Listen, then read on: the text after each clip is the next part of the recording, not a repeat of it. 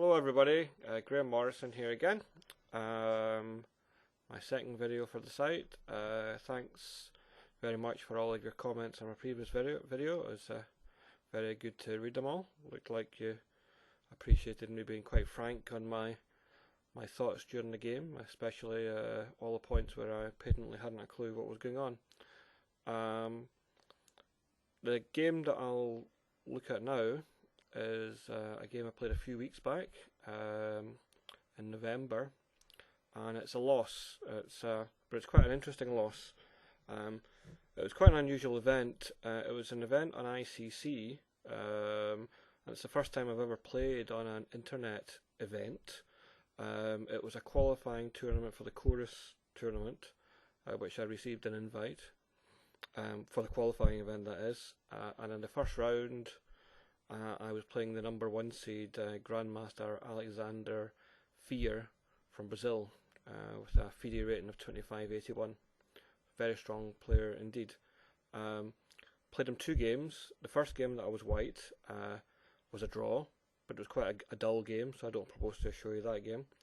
The second game in which I was black was a lot more interesting. Unfortunately, it was the wrong result and the good guys lost, but we'll see how that happened. Okay. Oh, one interesting thing about the tournament, because it was I said it was the first time I'd ever played in an internet event. It was a 25-minute games, and in order to, as an anti-cheating measure, all of the players who were participating had to have a local witness, a proctor they called it. So basically there was a local guy came along, a person of repute from the local area, from the chess community, came along to watch me as I played, make sure I wasn't consulting computers or books or anything like that. So that was quite interesting. Actually, it was once I get into the game, of course, it's the sort of thing that you don't notice at all. But it was an interesting experience all round. Okay, let's go on with the game. I'm black. It's a Sicilian defence, my favourite. And as usual, I played into my Scavenging in Sicilian. I usually go into it via this Taimanov move order, which is quite good. Has a lot of advantages. Avoids the Corus attack, has one big advantage. Has some disadvantages as well, but it's quite a good way of doing it. So my opponent played a very popular line. This thing with f4, bishop e3, queen f3. Now this is one of the very best lines against the Scavenging in Sicilian. It's very aggressive, very sharp,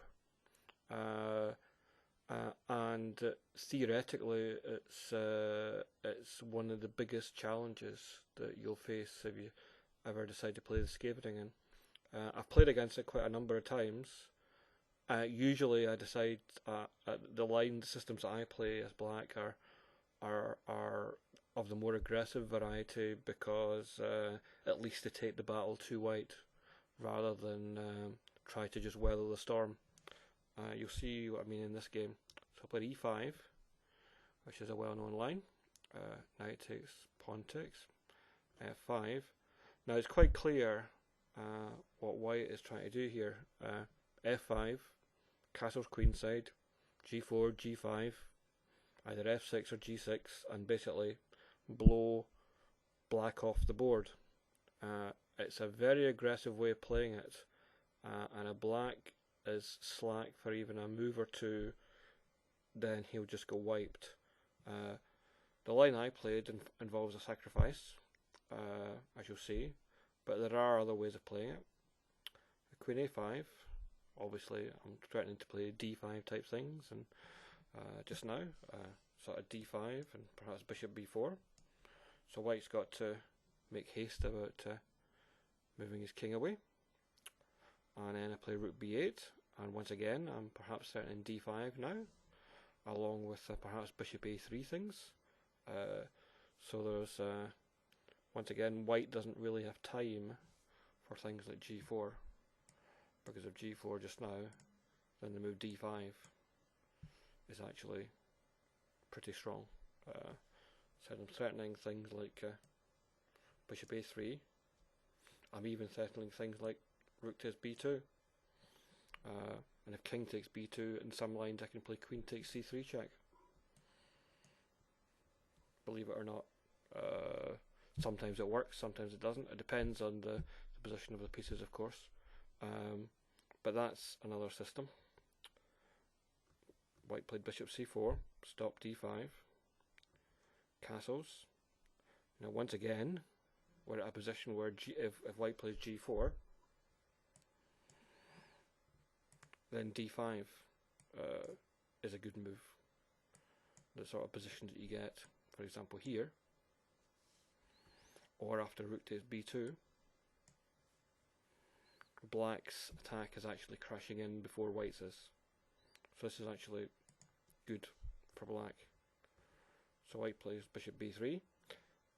But now we're at the position that if black delays, does something calm, then white is most certainly going to play g4, g5, and blow black off the board. So the line that I played may at first sight look quite strange. I played rook takes b3. But if you ignore the fact that it's a sacrifice of a rook for bishop, you can see that the positional justification is that I want to force through d5. Also, it weakens white's king quite a lot. Now this is, I've played this line quite a few times. The first time I ever played it was way back in 1977 in the World Junior Championship, and my opponent at that time on the white pieces was then IM and soon to be GM Murray Chandler. At that time he was the youngest IM in the world, but so he was a good, a very daunting opponent. But rook takes b3 worked quite well. I got a very good position against Murray, and I almost won the game, but it was a draw at the end. The second time I played it was a couple of years ago in the Budapest tournament against Walter Wittmann of Austria. That also ended up with a draw. And I believe this was the third time I'd played it. Of course I played it in blitz games and other things as well. But one of the things I found in this game was that my opponent, Grandmaster Fier, was playing very fast and was obviously very well prepared for this line. And perhaps I'd made a psychological or even practical mistake by playing it, given that I had at least 2 games in the databases. And so when he was trying to find out about me, he probably didn't know a lot about Graham Morrison from Scotland, but at least he saw that I played this line. And I said, the way that the game went, he played extremely fast, as if he'd done his homework. So perhaps it wasn't the smartest move in the world for me to play this against Grandmaster Fier, especially given that he knew who would be playing a week or 2 in advance and had ample time to prepare. Okay, back to the merits of the chess. First thing to look at is the fact that the obvious a takes b3 is perhaps not very good, because, well, it allows my queen to come down and annoy his king in many lines. I mean, probably the most obvious thing for black to play is to play d5, and then a sort of typical line will be something like this. Perhaps knight takes d5, takes. Note that you can't take back with the rook because a1's on prise. So you've got to take back the queen. Sorry, if it takes with the rook, then queen a1 check. I'll win this other rook over here. So he has to take with the queen, and queen a1 check, queen takes b2. And I've got a really violent attack here. I'm threatening rook d8, winning his queen. Certain bishop b4 check, bishop a6. This is really quite a violent attack. The best line that I found via analysis is a drawing line where something like this, and then you get something like this: rook c1 takes, queen takes b3, which probably at the end of the day will peter out to be a draw. Black's got plenty of compensation. White's king's pretty naked, but on the other hand, I don't think it's more than that. But that's more than comfortable for black, that line. So it's no sort of challenge for black. So I think a takes b3 is actually a mistake. The best line, which is a line that people normally play, is c takes b3, which, although it looks silly from the point of view of devaluing his pawn structure on the queen side, it does result in his king being a bit safer. He's always got king c2. He's not allowing my queen in. So from a control perspective, it's a lot better. So, play d5. Now, the two previous games that I mentioned, my game against Wittmann, my game against Murray Chandler, in both those games, white played bishop d2, but that's no sort of a challenge at all. Fier, it instantly played e takes d5, because it's got to be the critical line. Now, Fier also played rook takes d5 immediately, as if he was very familiar with it. And it's important to understand that that's probably the only good move here, because knight takes d5 is probably a mistake, because when you get this position and queen takes a2, I actually think that white's probably worse in this position. His king's pretty naked, my queen's very aggressive, pawn in f5 is en prise, so I'm threatening bishop takes f5, bringing the bishop into the attack. And so if you get lines like, if he plays g4 for example, to stop bishop takes f5, then it actually doesn't stop bishop takes f5. I can do bishop takes f5, and rook c8 check, forces his king into d2, and then I play rook d8 and win his queen. And black's probably better in this position, I would say. So knight takes d5 is actually an error. Rook takes d5 I think is the only good move. Obviously white has to do something, but the fact that these two pawns are really strong, I'm threatening d4, winning a piece, so he has to take it. So rook takes d5 I think is the only good move. Knight takes d5, knight takes d5. Queen takes d5 I don't think it's so good, because queen c7 is quite a strong move. I'm threatening the pawn in f5, I'm also threatening bishop b7, rook d8. White has given up quite a lot there. I think black's doing very well in this position. Loads of compensation for the exchange. Knight takes d5 is the best move. Now, this is an interesting position. The only move that's ever been played in this position before this game is the move bishop d6, which in many ways is the most obvious move. And in fact, the very first game, I believe, that ever took place in this line was an old game, 1976, between Nona Geprindashvili, the former women's world champion, and Rob Hartog. And that game ended very quickly. Rook d1, queen takes a2, knight f6 check, and Hartog blundered. He played g takes f6. Probably assuming that white would just take back the bishop and d6, but white actually didn't do that. White played bishop h6, threatening mate with queen g3 check and queen g7 mate. Black has to play this, and then bishop takes f8, and then white, black's just dead, because if he takes back, then rook d8 hits both bishops. So white actually won that game in 24 moves. It was a bit quick crush, but people realised pretty quickly that g takes f6 was actually a blunder, and that after king h8 black is actually well in the game. The main line goes rook takes d6 and g takes f6, and there have been several games, 4 or 5 games in this line. Now, I looked at this line very deeply, quite a number of years ago, because it was a critical sort of position for my repertoire. I concluded, actually, that all of the moves that people had played here were fine for black, but what I didn't like was the move bishop d2 here, which no one has ever played, so it's a TN, something for you to use. But when I looked at the positions arising from that, I really didn't like it. Bishop d2's got quite a lot of points, as well as defending b3 with the queen. It also takes away a lot of the squares that black has for his own queen. For example, I can't play queen a5 anymore. I can't play queen a6 because of the rook. So the only way out of the box, as it were, is the A1 square. But the queen doesn't actually do that much down there. And I analysed this for quite a while. I decided that white was a fair amount better. But I said no one's ever played that line. People have played other lines, which in my view aren't so good. But I was aware that there was this potential weakness in my repertoire. I had a back out though, in that when I did this analysis, I said quite a number of years ago, I also observed that the move bishop h4 seemed pretty interesting. There's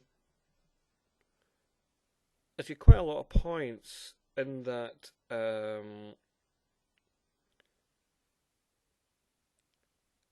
it's not vulnerable to the same things with rook d1 and knight f6 check. It takes away the square g3 for white's queen. You can see that most notably if white plays, for example, f6. Then black can just take an a2 because there's no queen g3 because of the bishop in h4, there's no queen g4 because of the bishop in c8, and black, although it looks quite hairy, is probably doing okay in this line.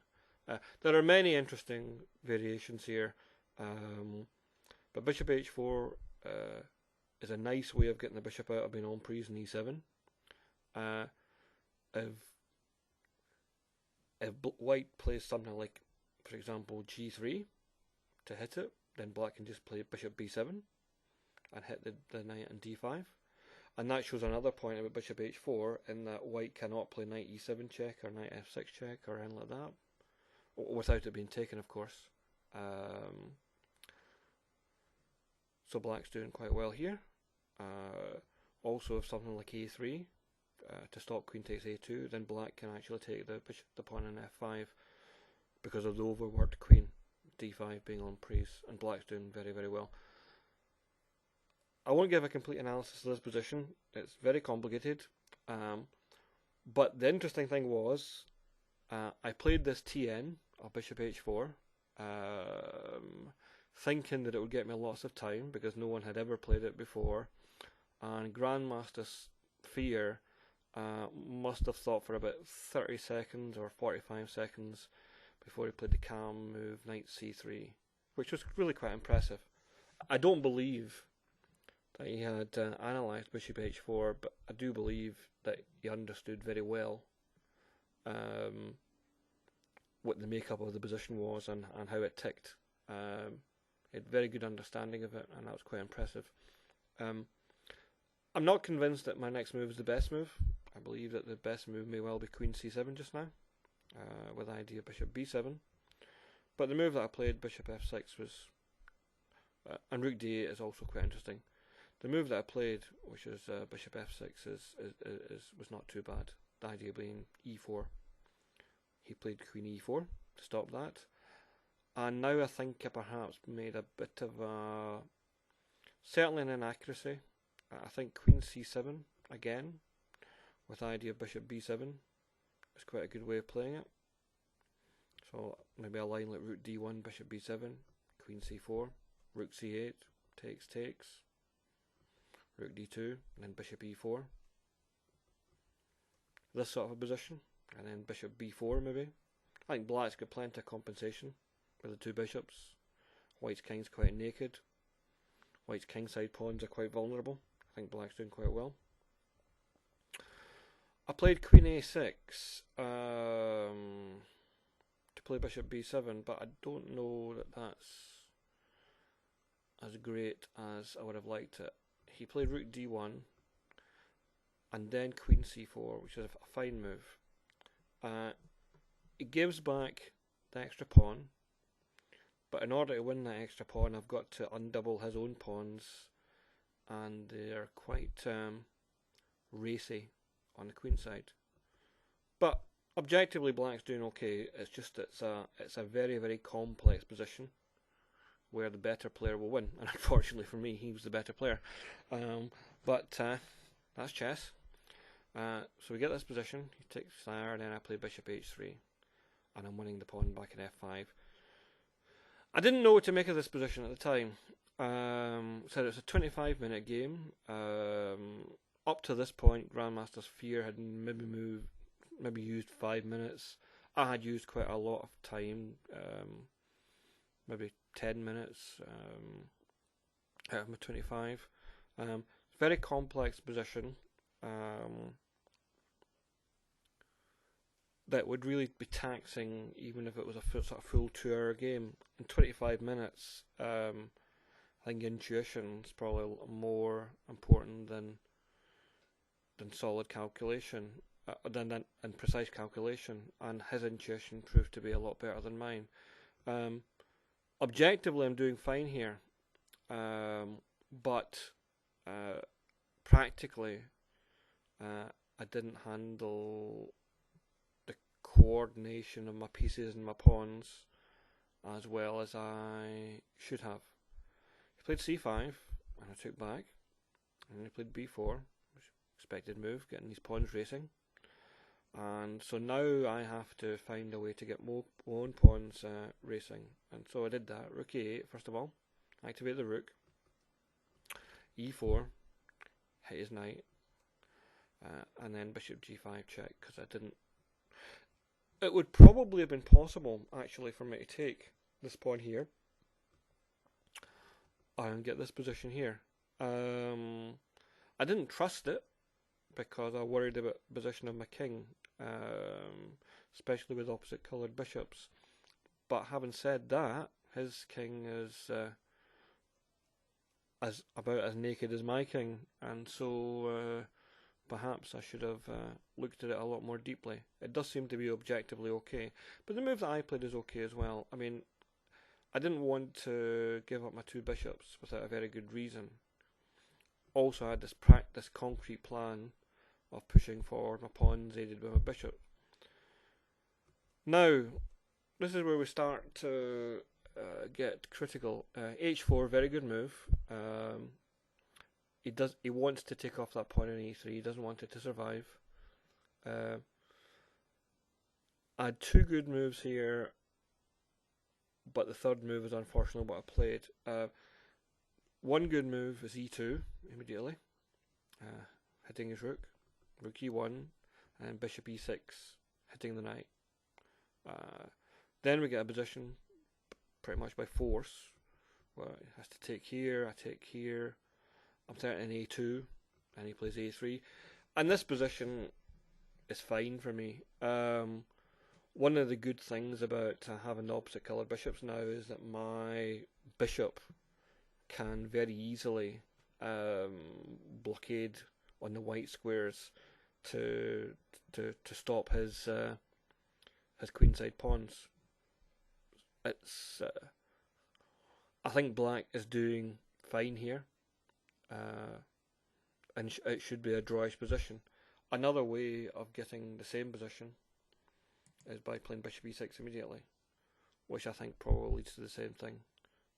He takes, and then I play e2. Rook e1, bishop takes d5, and then a3. I think that would have been okay. I played bishop takes h4, and I perhaps played it too quickly. One of the things that I found in the game was that round about this stage, I was a bit worried at my time. I played the next 2 or 3 moves quite quickly, and then suddenly realised that I was completely lost. This is the critical point of the game where perhaps more precise calculation would have been quite helpful. Bishop takes h4 is my first real mistake, but it's not a losing mistake. After knight takes e3, a bit worse, but not a lot worse. Played bishop f6 check, which is okay, and bishop e6 check, knight c4, and then I started running with my h-pawn. This is all well and good. Now we get a bit of a race, c6, h4, c7. Now at this point I was of course quite concerned about the fact that he would seem to be threatening rook d8 check, and I spotted a tactic and went for it. But unfortunately, my next move looks like it's actually the losing move. But it's a complicated position, and I could only tell you that it was a losing move after having analysed it quite extensively after the game. Now, I played h3. Just to explain the point of that, the point was that we played rook d8 check, which was the dreaded check. Then I saw that he couldn't do that because I just lop it off, and then h2. And then I'm going to get my queen and win the game. Unfortunately, he played bishop g1. He played bishop g1, and I'll lose, as you'll see in a minute. What I should have done was a lot more clever move, rook c8. Now the point of that is that it stops his bishop coming back to g1 because I'm attacking c7. If he plays rook d8 check, I can actually just ignore it by king h7 because I've put my rook on a square that is defended by the bishop in e6. And actually, when you analyse this position, I said it's a very complicated position. It would seem that black is doing okay. The best line goes something like this: knight d6, check, and then something like bishop e5. Very complex position. Note that if he makes a mistake of queening here, then that's actually a blunder, because when you get this position, actually black's winning. I'm going to play g3 and then h2, and I'm certainly going to get a queen. So here, he has to play something like knight takes f7. Then I play something like bishop f4, b6, king g6, bishop e3, takes, king takes f7, and that would seem to be a draw. This opposite colour bishop ending. Both sides can stop the opponent's pawns. Now, not surprisingly, I saw practically none of that. Well, none of that during the game. It's way too complicated. Perhaps a top flight grandmaster could see that. I don't know how much of it they would see during a 25-minute game. I think they'd possibly rely more on feel. But the key thing really is that, having spotted that the line that I played loses, this was perhaps the backup line, this rook c8 idea, in that it does create the obstacle for white in terms of making it difficult for him to move his bishop in b6, and hence making it difficult for him to move his b pawn up the board. Actually, the best line that I've found for white is not the move rook d8 check, but the move b5. But then I can play h3 without allowing bishop g1. And then we get a position like this. And perhaps white can try to win. Perhaps. But it's still fiendishly complicated. I haven't analysed this any further. I could go deeper with the computer, but right now it would seem to me that it's everything to play for. Very complex position. Perhaps white's a bit better because his pawns are a bit more mobile. But on the other hand, my bishops shouldn't be underestimated. That would probably should have been the logical course of the game had I found rook c8. As I said, what actually happened was I saw the tactic with h3. I didn't look any further. I played h3 practically as soon as I saw the tactic. He played bishop g1 instantly, and that it was the position where I had a big long think, because I had about 10 minutes left. and realised that I'm utterly lost. Which is very unfortunate because there's just no defence to b5, b6, b7, and him getting a queen.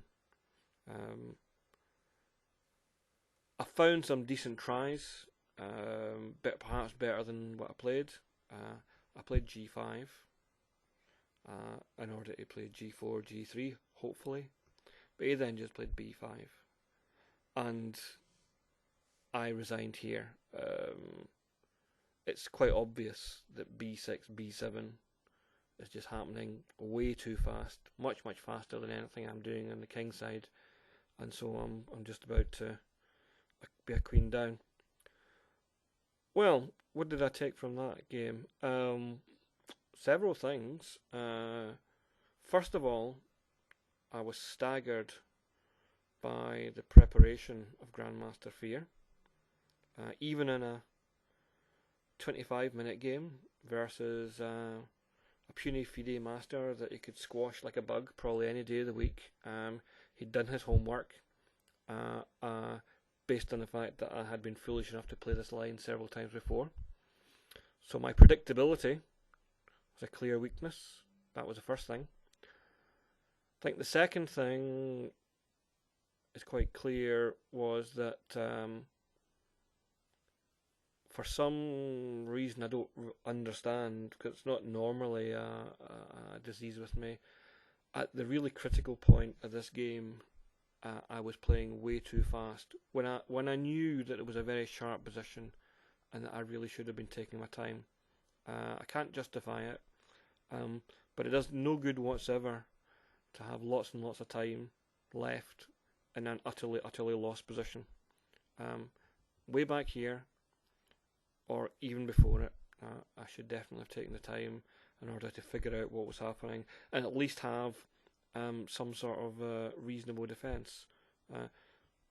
After h3, bishop g1 is not exactly a difficult move. It's the most obvious move in the world, and had I even thought about that rather than just falling into the rook d8 check trap, then I would have discovered that this was not very promising for me and that I should have played the other line. Okay, I think I'll wrap it up about that. Obviously not such a fun-filled experience for me, that game, but it was quite enjoyable playing an internet event, and the novelty of it all. I'm sure I'd play in another one again if I was asked to. Grandmaster Fier, although he was a favourite, incidentally he didn't win the qualifier. He only finished second. He lost the final. But a very good player indeed. And given that he's got a FIDE rating of 2581 and he's only about 21 years old, that's makes you think he's destined for even bigger things. Anyway, thanks everybody. I hope you were not too perplexed by the game, because it is a very complex game, this one. I think it does repay a bit more careful study than we've managed in this brief time slot, and I'll probably record another video for you later on today as well. But rather than dwelling on one of my losses, I think I'll rejoice in one of my wins, especially against another Grandmaster. Bye now.